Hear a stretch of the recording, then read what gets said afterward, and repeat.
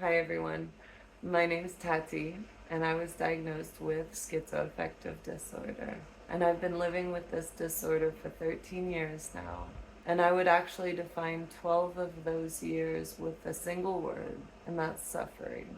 But what I didn't realize is that a lot of that suffering I created for myself. And that was a very, very tough realization to come to because I really felt like a victim. And it wasn't until I started to take self-care and self-awareness and self-respect and self-love seriously that I was really able to find a sense of self-esteem and empowerment and a feeling of being capable of things, of anything. For a long time, I felt very helpless and hopeless because I kept looking for solutions outside of myself, not realizing that I was actually the root cause of a lot of my pain, my own pain, just with my perspective and outlook on life. And I'm actually gonna take the time to talk about a book that really changed my life in hopes that it might help others too.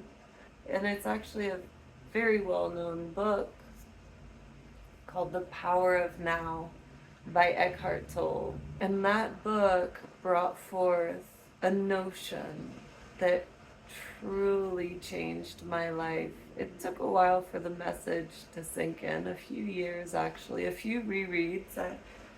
I've actually bought the book a number of times just so that I can annotate it during different phases of my life. And I'm always learning something different. But one of the first things that I learned was that I was so busy living in the apprehension of the future or the nostalgia or grief of the past that I was incapable of existing in the present moment. And the present moment is the only place where joy is found. It's where curiosity is found. It's where fear dissipates. It's a life-changing shift to go from living in a state of pure anxiety over the future or a pure state of depression because I'm constantly wallowing in the past. I was essentially creating my own state of suffering by avoiding the present moment because I was trying to be in control of too much. I had no idea I was that controlling, but with hindsight, I now realize how out of control I was because I was always trying to anticipate things and I allowed the past to weigh me down. And I'm not judging my old self at all. I didn't know any better. I didn't. And even once I knew better, it took years of practice for me to be able to rid myself of that victim mentality and really start to stand on my own 2 feet and learn that, yeah, it's important to reach out for help when you need it, but it's also so important to take accountability for your own bullshit. And if I'm real honest with myself, and again, it's easy to say with hindsight, I was causing myself a lot of pain and suffering with the way that I existed. The reason I'm making this video today is because, for the longest time I didn't believe my quality of life could be that good, and so I meandered a lot. So if I want you to remember anything from this video, is that even if you have schizoaffective disorder, even if that's your diagnosis, you are not defined by it.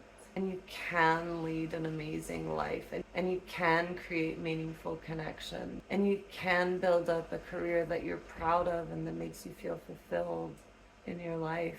And don't hesitate to reach out to me If you do feel hopeless, if you do feel like you need a hand, if you can't figure out where you get stuck, please don't hesitate to contact me on my coaching website.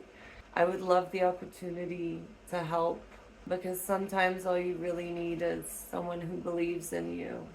And I've been through schizoaffective disorder. I know, I understand, and I've worked on healing for years now, and I've got a few things to share.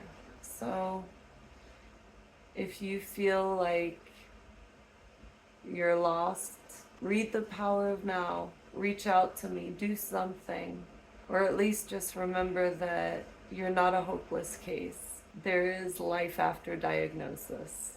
So hang in there. See you next time.